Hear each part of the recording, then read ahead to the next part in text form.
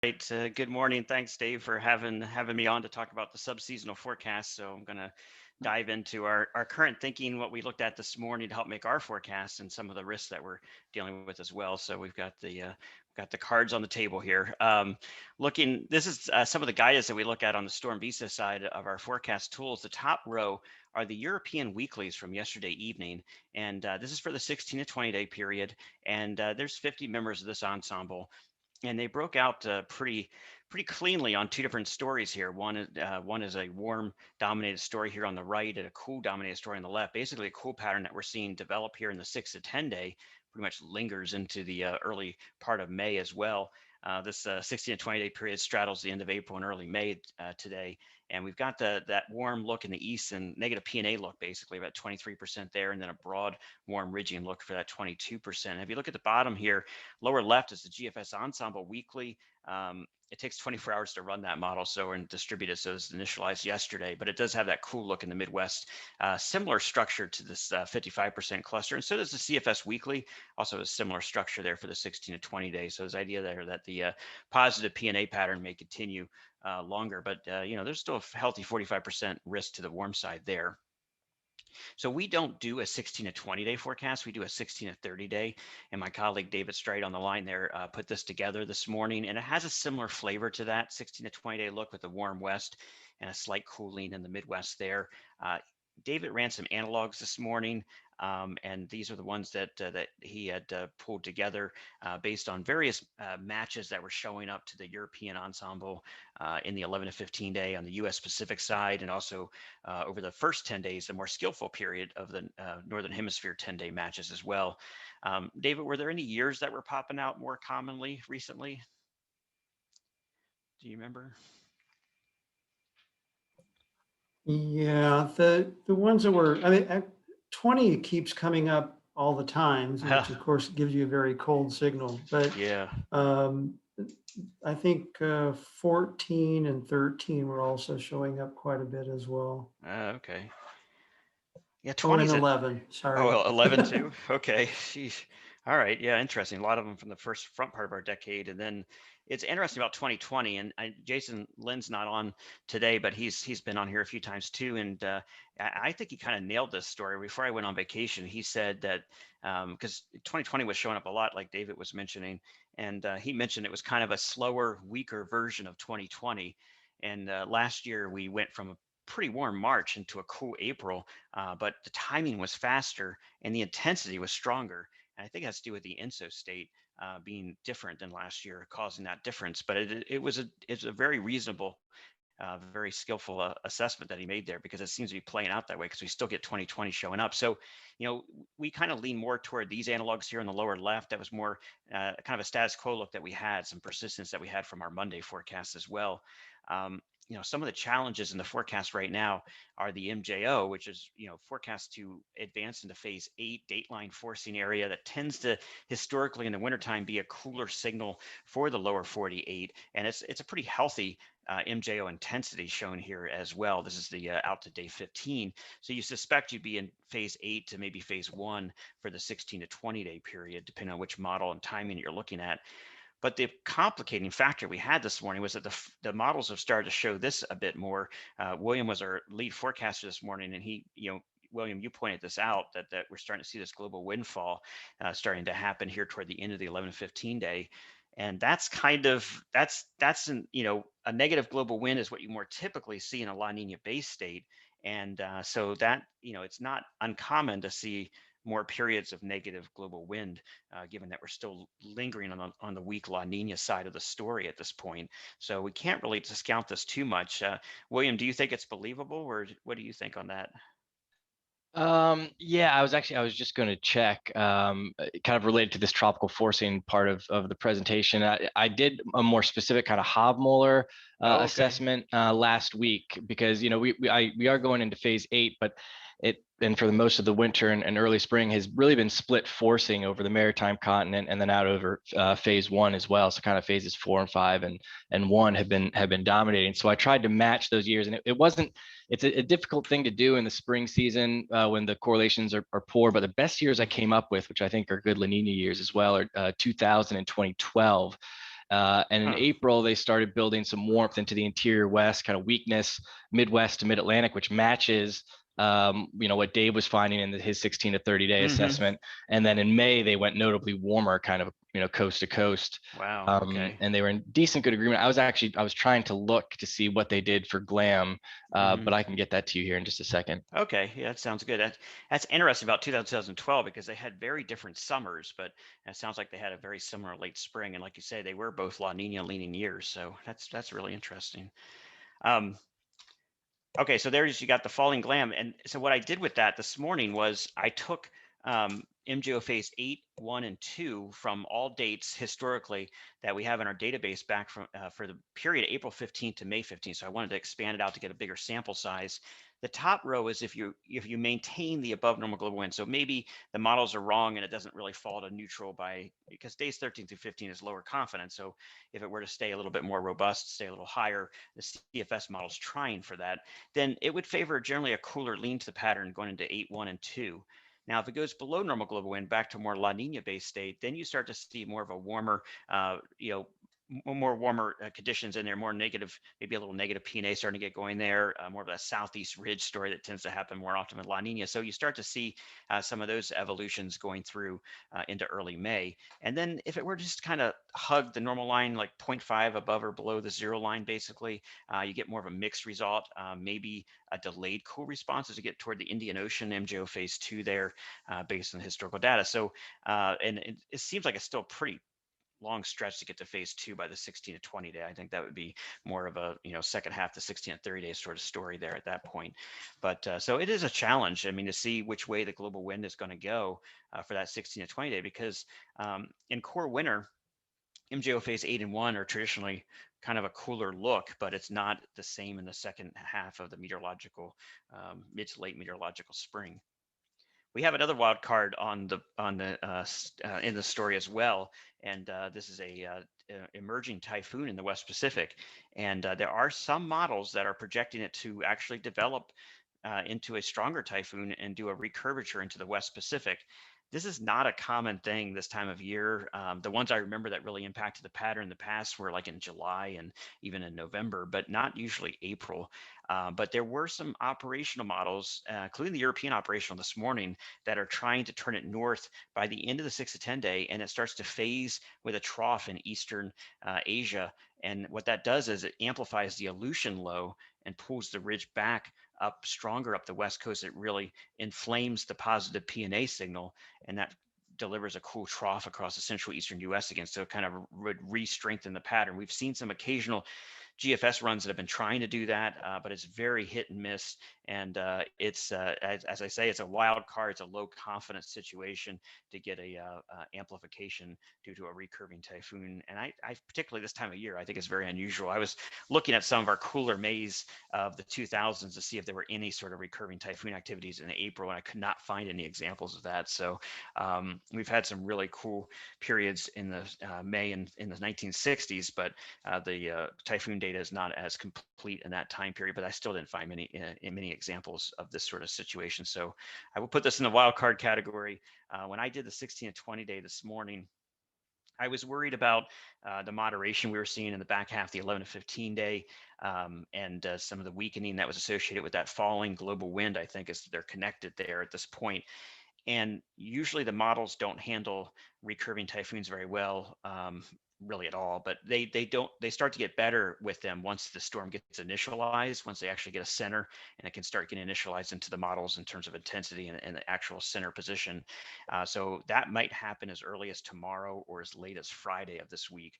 We could see some interesting model either changes or convergence on what this might do. But for today's 16 to 20 day, I just went really close to climatology. I went right in between the 10 and 30 year normal, right about 40 there with my forecast for HDDs for that period, with the idea there that we might have a little bit of lingering cooling at the front of the period and then moderation on the back end. And that lingering cooling would be weaker than the cooling that we have in the 11-15 day right now. So just kind of a gradual moderation is the strategy I went with the idea of the falling global wind. And so I went to the warmer side of those 16 to 20 day models that you see here.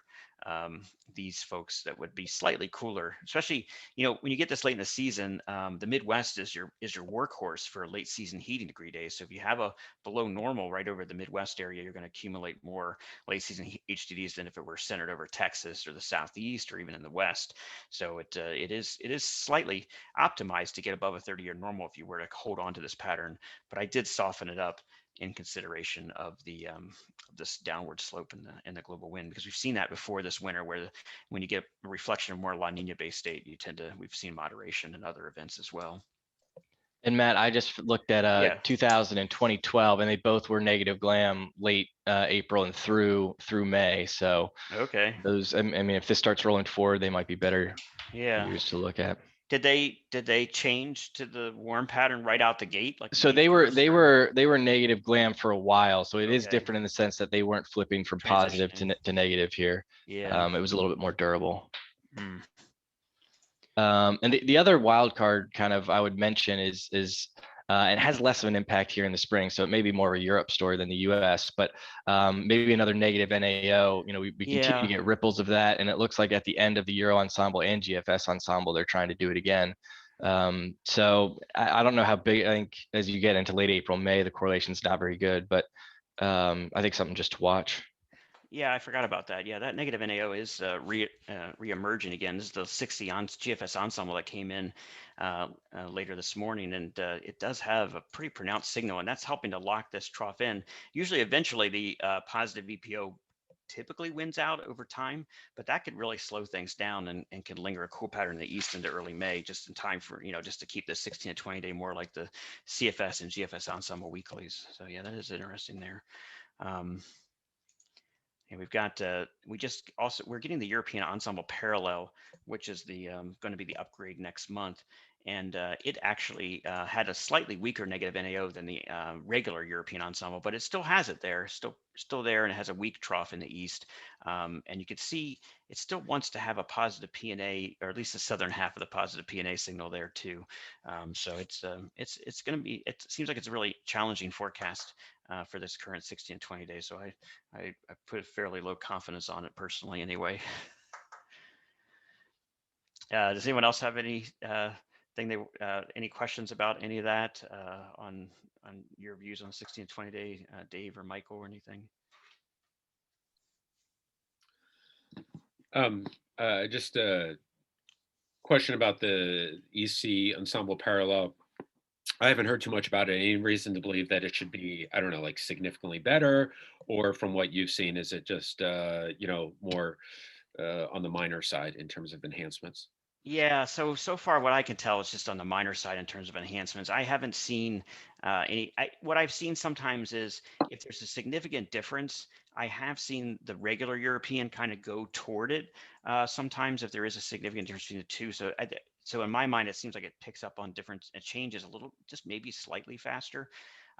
We have a thing where we take the parallel and minus the current and give you a height differences. So at the end of the latest European ensemble, it had a little bit more of a West Coast ridge, but also had a weaker trough in the east, and it had a weaker NAO, but it had a little bit of a weaker positive EPO. So yeah, they're mostly subtle differences, I think. I don't think, William, correct me if I'm wrong, but I don't think we're doing verifications on it. I know we had wanted to at one point, but I don't think we were doing under model metrics.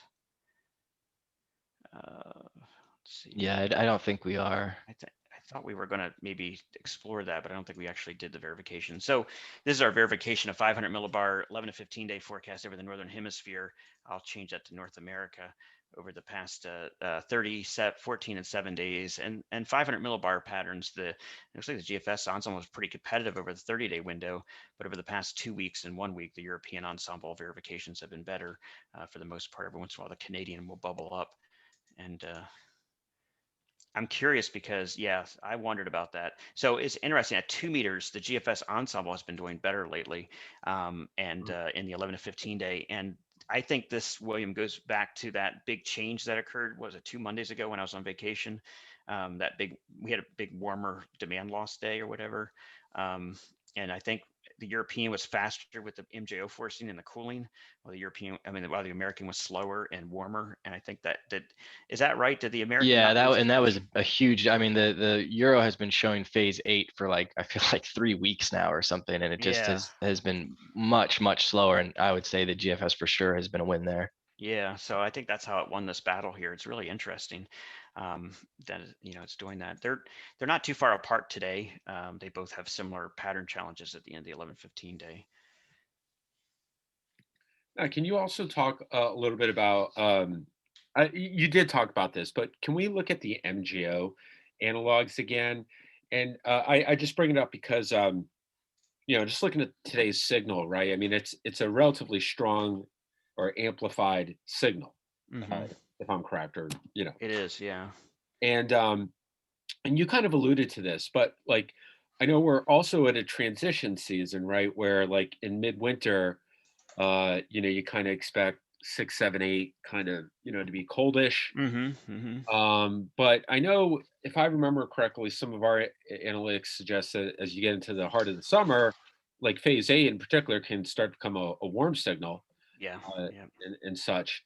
And so what were your yeah, so okay, so that's the projected paths. And then Mhm. what were your composites there kind of yeah. Like So this, yeah, go ahead. yes, no, that's okay. These are not lagged, so they're different than the ones you have on your site there. But the difference also is that the history isn't lagged either, so everything's 1-to-1, apples to apples. So Okay. so we're looking at going into 8.1 and 2 on the similar time frames as what happened historically for these cases. We have different filters. Like there's one thing on our website where we filter it like it has to be 3 days in the phase to count, and stuff like that. This one is just every single calendar date that qualified greater than a 1.0 intensity MGO. So it's outside of the circle of death to qualify here. But it seems reasonable to me. You get kind of a you get kind of a, especially by phase 1, you get kind of a La Nina look with that southeast ridge, north and west troughing. That tends to be more what you tend to see in La Nina. I don't know about 8. That seems kind of squirrely to me, almost like El Nino. But these two seem more reasonable to me. I should have put the sample sizes of each case on here, I think, but that might help it a little bit too. But these two look reasonable to me for a La Nina-based state. And um, what I've often found, and we saw this back in February, March too, is that if you have a global wind that's contra to the INSO state, you tend to get a different answer. You don't get your standard INSO response. But if they're aligned, you get more often the phases will give you a standard INSO response, and the La Nina tends to be warm south, cool north, warm southeast, cool northwest, that sort of thing. So if you get both of them on the same page, you tend to get more of these types of maps. But if you reverse them, you'll get different answers. Sometimes cool, like in these cases, or warm if you get to phase 4 and 5. That's warmer than a typical La Nina would give you. So, And um, can I ask you another question related to this? So, honestly, I did not look at the models and maps as much as I wanted to today. So I'm asking. That's in part why I'm asking. But like, um, so is it? We have a relatively kind of cool pattern, right? The next 10, 15 days, normal to coolish. And do we know, and we have a strong MJO signal concurrent with that. Do we know if those sort of canonical that signal is lining up well? In other words, are we getting the kind of response, the cool pattern-ish? Is that, do you think, in part a response to the current MGO? And I guess I'm asking that because, I'm just trying to understand, is the MGO, to the best of our knowledge, seeming to have an impact on the current pattern, which at least could give us some information in terms of what we might expect the MJ to do, 2 or 3 weeks out. Yeah, that's a really good question. I should have dialed it back to 6 and 7 to show that as well. I think it is the change that we had in the big pattern change in late January that went from a warm, dominated January to a cold February was associated with a strong MJO phase spike at a 6 and 7, and that was where it really got going after it was very neutral, circle of deathish around 5 and 6, 4 and 5 there. So I do think that the current spike activity is contributing to this change. They there was there was an issue with the global wind oscillation, I think, that that has also kind of been the right spot to support more cooling. I think GWO phases 6 and 7 as well. We're combining forces with that because it's not always 6 and 7 are cool, and particularly 6 isn't. Usually it's warm. But I think, as William mentioned, the GFS ensemble and the Canadian ensemble were slower with the cooler trends that we're getting here in mid to late April, and they were more correct. They were also slower with the progression of the MJO going into 6, 7, and now 8. So it is there's a shift going from across those phases there from warm on 5 and 6 to cool from into 7 transition, and then more cool on the 8 side. There is this issue, William, you were seeing this a lot too, where there was this issue where there was some battling going on here on the East Coast where you don't tend to get the trough all the way in, and you see that on the models right now too, where the let's see if I can pull it up here, where the troughs are doing that as well, where they're kind of let's see if I can do a 500 millibar anomaly here. The troughs keep digging into the mid-continent more than they are to the East Coast. That seems to be showing up really well with the phase 8. We kind of, it starts to, here's the 500 millibar height anomalies, and I guess they're starting to progress more to the east as well, but they've been kind of maybe I could see it better on the change maps.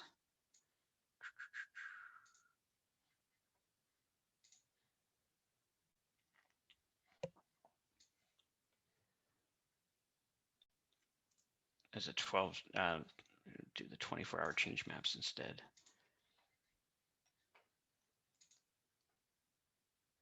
It is interesting that the shift from warm to cool, though, occurred at the same part of the MJO cycle as it did the prior time that this happened in late Jan to early Feb. Here you can see it. That's why it took me forever to get there, but I was trying to get to this point where it's kind of the trough tries to, it keeps backing up a little bit. We had warmer changes this morning in the eastern US and cooler in the central and western US. And so it seems like the trough really wants to be more mid-continent focused there. Versus, it's taking longer to get to the eastern U.S. And that is a reflection, I think, of some phase 8 signaling there, trying to delay that a little bit. It's also, there's a really good GWO correlation. April GWO phase 7 is almost identical to this pattern, to that, with a little bit of weakness for the East Coast and putting in the cooling a little bit more mid-continent. And I think there is the MJO signal, but I think that it's possible that the global wind is really the driver here. I look at phases 6 and 7 are very good just by themselves in terms of GWO. Oh, wow. And then it's interesting, GWO phase 1, at least in April, is warm. And I was going to look to see it in May, I believe. In May, it's a weaker signal in May, but it's also warm nationally. I just asked it to do individual dates, so it's going to take me a second to do that, but I was going to see if I could try to get that with the GWO phase 7. So that's interesting too, because it is supposed to go into, it does, there it is. So that is GWO phase 7 for April 1st through 30th. You can see a little bit of a southeast ridge, and that Chicago to Texas focus on the cooling there. Western Midwest to Texas, it seems like where it wants to be more than the East Coast. Was it better at 500 too? I don't know. Let's see. It's hard to see it. It's kind of washed out a little bit. So there's 118 events, so 118 dates and matches. You said 6 was good too. Yeah, so 6 was definitely cooling. Mm-hmm. So day 15, the European ensemble has the GWO going to phase 1, which William said was a warmer phase, and so that end of the 11-15 day going warmer is what kind of freaked me out a little bit on the 16 to 20 day today, and why I kind of hedged with a normal answer there. So okay, yeah, that's a kind of an east shift there. That's really interesting because we have that one pulse of cooling to the east here in the short range, and then we moderate a bit in the east, and then we recycle back to the mid-continent for the 6 to 10 day right now, with our coolest anomalies in the middle third of the country for the 6 to 10 day. So yeah, that actually tracks really well with with the GWO forecast. I agree. Yeah. All right, so we're gonna have to put the MJ on the shelf, I guess. Global wind oscillation. So this is cool. No, that's helpful. Thank you. Yeah. That would get Jason Lynn talking too if you were on here. Yeah. So yeah, it's interesting. Yeah, there we go. Look at that. That's phase 8, which is, where we're kind of heading towards. So there's a risk for warmer changes on the east at times, and then the cooler mid-continent look. It's still a cool pattern nationally. And I think with the belows in Chicago, you still would get marginally above normal HDDs for that time window. But I guess I'll keep going. I'll do one real quick as well. Yeah, I think it's a torch. I'm not sure.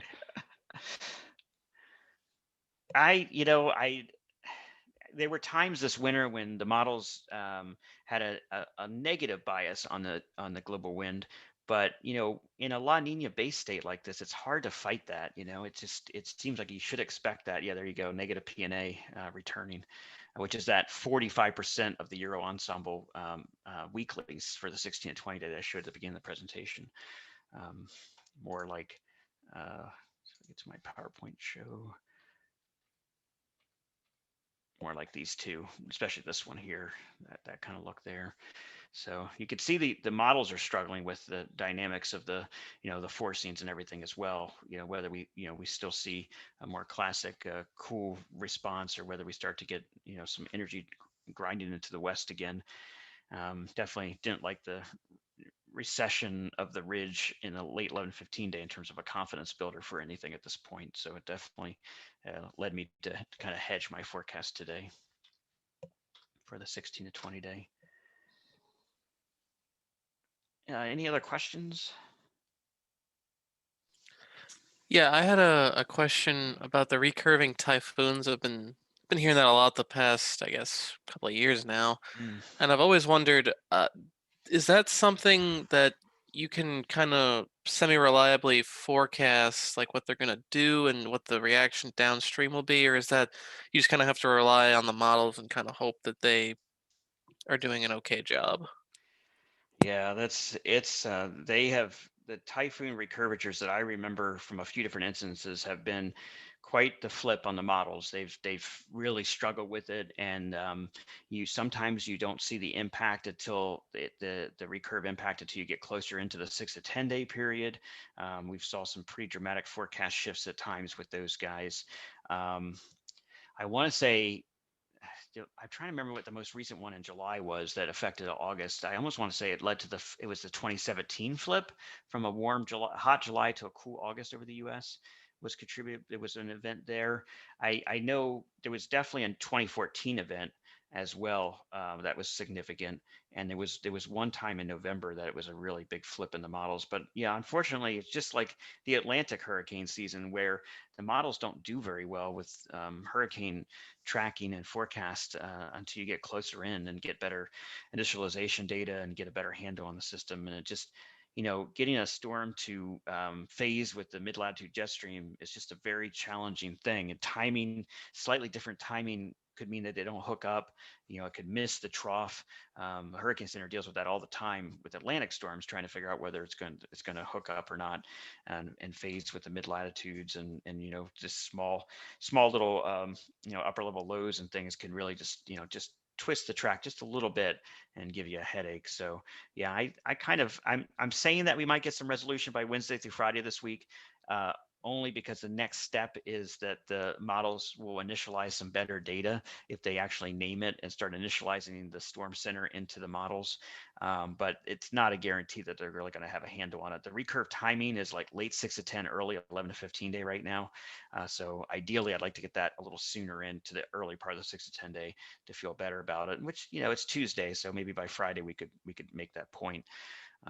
But the other one that gets me is that I don't remember any, at least in modern times, last decade or two, I don't remember an April event doing anything like that. So a lot of times you need a super typhoon as well to make a big difference in the upper level patterns. If you get like a tropical storm, say it gets sheared and all messed up, it doesn't really have as much of an influence. It doesn't really amplify things once it phases. So there's that requirement as well, I think. So a lot. Yeah, I think that's a big difference, because I think there is a difference as it phases into mid-latitude jet stream that is transitioning to winter wavelengths as opposed to transitioning to summer wavelengths. My guess would be that it would have less of an impact, but I don't know. I agree. I haven't seen one in in the April, spring, and I think yeah. it's pretty early in the spring too. So It is, yeah. so I'm not sure. Yeah, it's an interesting timing to see something this early like that. Um, Seems like they've got some decent intensity attempts. This is at least a category 1 hurricane type intensity here, probability. So I don't know if it'll be a super typhoon, but I do know in the past the European ensemble tends to be a little conservative on some of this intensity forecasting, particularly when something's not named yet. So it's definitely something to watch. Again, just put it as a wild card, not as a primary forecast tool at this point.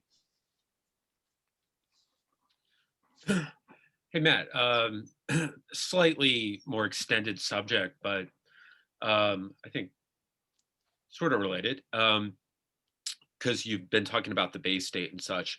What are you guys thinking in terms of, the ENSO signal this summer? And what do you think are there significant risk one way or the other? And I guess ultimately, how, regardless of whether it's La Nina, neutral, or whatever, in your mind, does that have significant risk to the outcomes for the summer? It might. Like if you stay more in a La Nina based state, you would have a better chance to keep the global wind more negative and more periods of heat and getting heat ridges stuck over the mid-continent. Usually when you have a low global wind, heat ridges get stickier in the mid latitudes, and you tend to get either sometimes it'll set up over Texas, sometimes over the Midwest. William had mentioned 2012. There's an issue there where you get a strong negative. I say strong. You get a very negative global wind that prevents things from moving along, keeps things drier and hotter. So it is interesting. This is the update from yesterday. The latest data from NOAA last week keeps the Central Tropical Pacific at minus 0.5 Celsius, which is just on the fence between neutral, negative, and weak La Nina. And the subsurface is really warming up over the past month here, and I think that's what's causing the CFS to and then gradual surface warming too, but I think it's causing the CFS to kind of buckle a little bit. It had been suggesting that we would just stay negative with the cool waters in the Central Tropical Pacific through the summer and into the fall. Now it's suggesting that by June we go neutral positive and then start to tilt back into La Nina by July, August, September.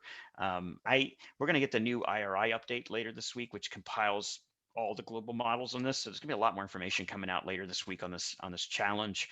But I've been talking to this one climate forecaster who's really obsessed on the idea that we're going to go into an El Nino by August and September, and he's on the 2009 train. That would be kind of the opposite issue, where you'd have a lot stronger global wind getting going this summer, and it's be a much cooler summer. 2009 was the last time we had a cooler than normal summer, I think it was. So it's been a long time.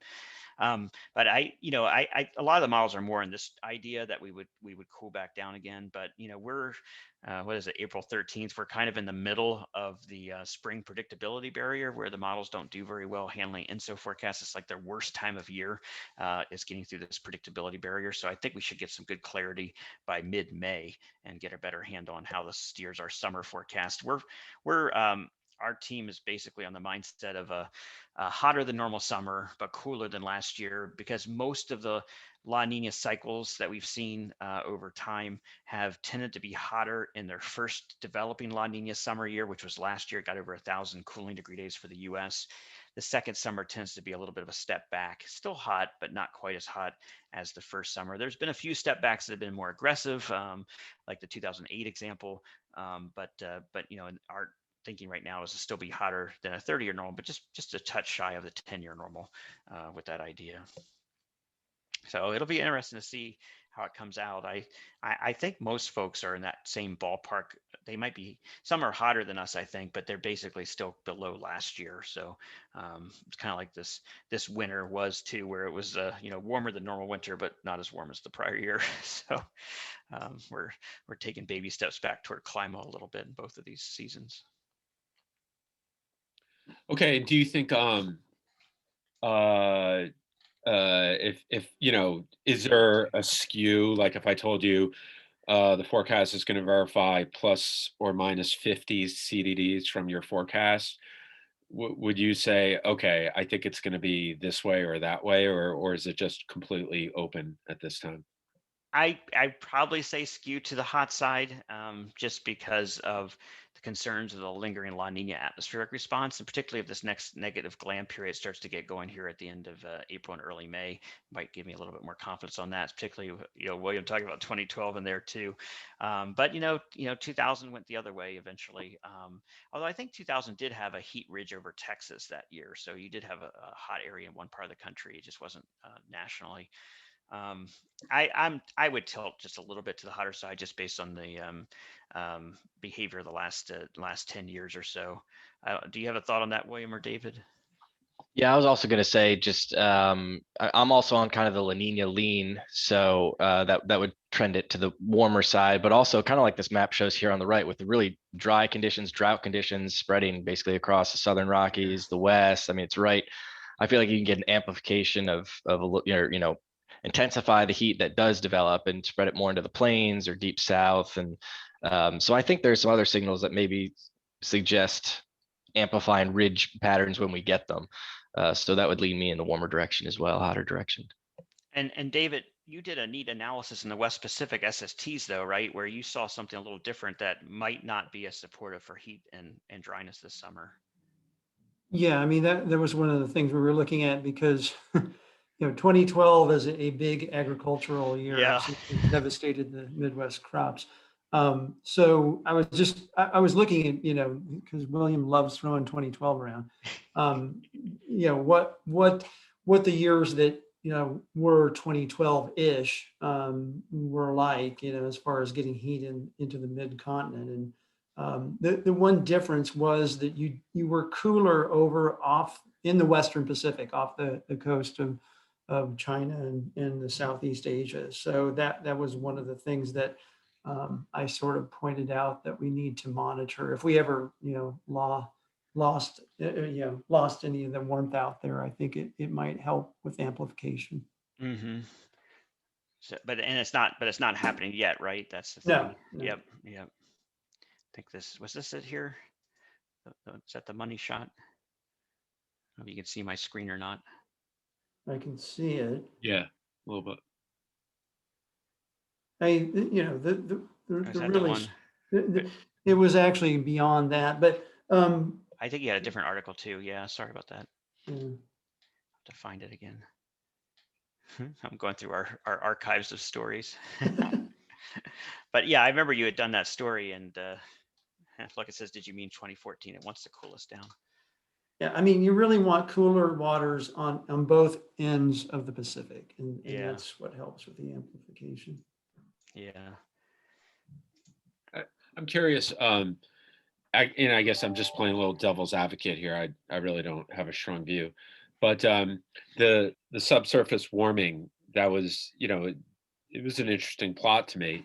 Have you guys looked at just with that? I know it's just one metric or one input, but have you guys looked specifically at analogs based on that? In other words, have we been in, how many other scenarios have we been in, I guess, where the warm water volume either is where it currently is in April, and or where we've seen this shift from pretty cold to slightly above normal, and then looked at sort of ENSO outcomes in June, July, August from that? Yeah, I looked at that a little bit. The TAL data I've seen this buoy data here, is pretty helpful in looking at that, because I looked at the last time we transitioned, which is most recent, was 2018, and so I looked at the comparisons, and it's kind of interesting. I haven't looked at this since I was away on vacation, so I looked at this before. So let's see what it looks like today. But what I had seen before was, and I was surprised by this, but 2018 was warming faster. Did I not change the dates on there? They look identical. So I need the 2018 here. I'm going to compare 2018 to 2021, Okay. and we'll see how that looks today. Because when I looked at it last time, 2018, even though we're seeing this big subsurface warming, 2018 was much further along than where we are today. So let me zoom into it and pull it over here. Yeah, I was gonna say maybe it was that year. I thought Joe, or maybe it was you, put that in an article that's saying, or I guess in the seasonal presentation, that it had that bump, but then it went right back stronger into the La Nina territory. Yeah, but I think 18 did transition to an El Nino for the 18, 19, or was it neutral? And then El Nino last year. But it's interesting. Look at you see this warming, which looks impressive on the NOAA graphic, but it's weaker than the last time in 2018 there. So yeah, it's really interesting that the subsurface warming is not as impressive this year as that case. So there might be an argument to kind of hold back with La Nina, and I want to. 2009 was the one that the other person was telling me about, so I wanted to see, because that was transitioning from a La Nina to an El Nino that summer. Pretty big shift occurred that year. In 2018 was super hot, right? It was a hot summer. Yeah, that was the only exception that Joe Woznicki on our team found, where the second summer was hotter than the first summer. It was our most recent one. So, you got a sample size of one, but it's your most recent one. So what do you do with that? So, but yeah, that was an oddball year. So here's 2009 and April 12th. And we're missing some buoy data this year. They're having some issues, but it seems like that's not too far off, I guess, in comparison. In fact, this year we've got a little bit more warm water in the eastern tropical Pacific. So, if you slow down the trade winds enough, you could really moderate the surface. So yeah, it's going to be tricky. I think we got to get through this. Climate predictability barrier that we tend to have here in the middle of spring, and hopefully by next month we'll have a better handle on that when we do our next update. Yeah, I think those are really good points about the we're in that spring barrier type thing where a lot of the dynamic guidance and I guess statistical guidance perform pretty poorly. So it'll be interesting how, and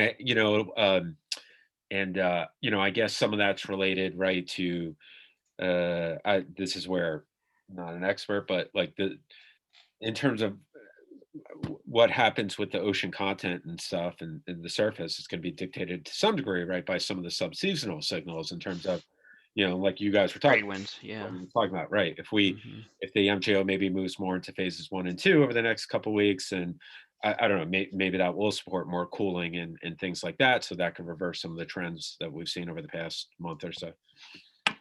Yeah, that's an interesting point, William. You were looking at the you said the Hofmahlers.